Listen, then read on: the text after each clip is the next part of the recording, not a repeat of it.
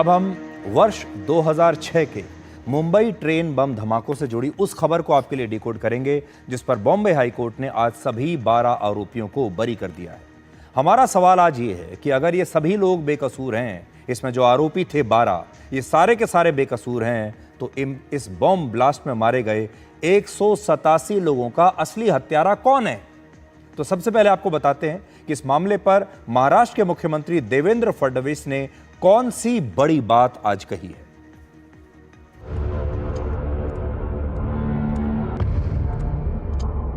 Sir, bomb blast के बारे में जो बॉम्बे हाई कोर्ट ने जो बड़ा निर्णय दिया उसके बारे में देखिए, जो बॉम्बे हाई कोर्ट ने जो निर्णय दिया है ये हम सबके लिए बहुत शॉकिंग इस प्रकार का निर्णय है। हम सुप्रीम कोर्ट में इसको चैलेंज करेंगे।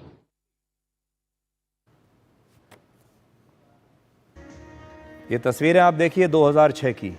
आज भी जब आप इन तस्वीरों को देखेंगे तो आप हैरान रह जाएंगे। आप ज़रा तस्वीरों को देखिए और आपको ऐसा लगता है कि आज 2006 से 2025 हो गया और हम ये नहीं तय कर पाए कि इस हमले के पीछे कौन था, इसकी साजिश किसने रची थी, इसके आरोपी कौन हैं। 187 लोग जो मारे गए, जो ये हालत हुई मुंबई की, इसके पीछे कौन है। आज 25 साल के बाद हम ये तय कर रहे हैं कि जो 12 आरोपी थे उन्होंने कुछ नहीं किया। महाराष्ट्र के मुख्यमंत्री ने स्पष्ट कर दिया है कि बॉम्बे हाई कोर्ट के इस फैसले को महाराष्ट्र की सरकार सुप्रीम कोर्ट में चुनौती देगी। इसका मतलब बॉम्बे हाई कोर्ट का यह फैसला उन्हें स्वीकार्य नहीं है। इस खबर का विश्लेषण कुछ सवालों के साथ करना जरूरी है, क्योंकि ये सवाल आज आप सबके मन में होंगे। पहला सवाल, क्या मुंबई ट्रेन बम ब्लास्ट का कोई दोषी नहीं? तो फिर यह किया किसने? दूसरा, क्या किसी ने, हम ये मान लें कि किसी ने भी इस बॉम्ब ब्लास्ट की साजिश नहीं रची थी? और तीसरा, क्या इस धमाके में मारे गए या घायल लोगों को कभी न्याय नहीं मिलेगा? अब 11 जुलाई 2006 को मुंबई में एक के बाद एक 7 बॉम्ब ब्लास्ट हुए थे, सीरियल बॉम्ब ब्लास्ट। ये सभी बॉम्ब ब्लास्ट मुंबई की लोकल ट्रेन्स में हुए थे। वहां की लोकल ट्रेन्स को मुंबई की लाइफ लाइन कहा जाता है, तो आप समझ लीजिए कि मुंबई की लाइफ लाइन पर हमला हुआ और इसमें 187 लोगों की मौत हुई, 824 लोग घायल हुए। बॉम्बे हाई कोर्ट ने इस मामले में तनवीर अंसारी, फैजल शेख, मोहम्मद माजिद सहित सभी 12 आरोपियों को बरी कर दिया। हालांकि 12 में से एक आरोपी की पहले ही मौत हो चुकी है, यानी हाई कोर्ट ने 11 आरोपियों को दोषी माना ही नहीं।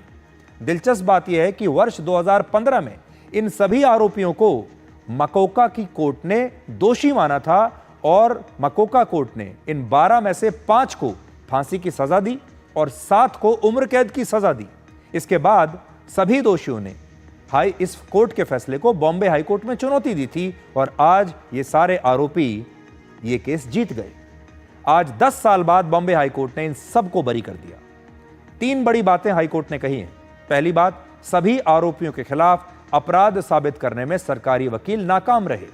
दूसरा, कोर्ट ने माना कि दोषियों से जबरदस्ती बयान लिया गया था। और तीसरा, आरोपियों से जो सामान बरामद हुए वो दोषी ठहराने के लिए पर्याप्त नहीं है।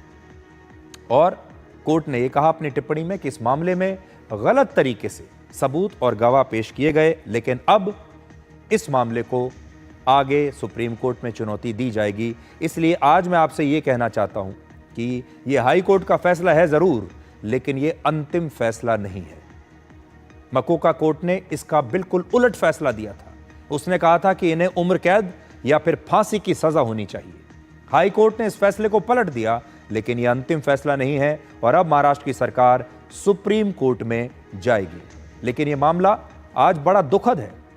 इस बात को लेकर बड़ा दुख होता है कि 2006 के इस मामले में न्याय मिलते मिलते मिलते आज 2025 का साल आ गया और अब हाई कोर्ट यह कहता है कि जो इसके आरोपी हैं वो बेकसूर हैं और उन्हें रिहा कर दिया जाता है।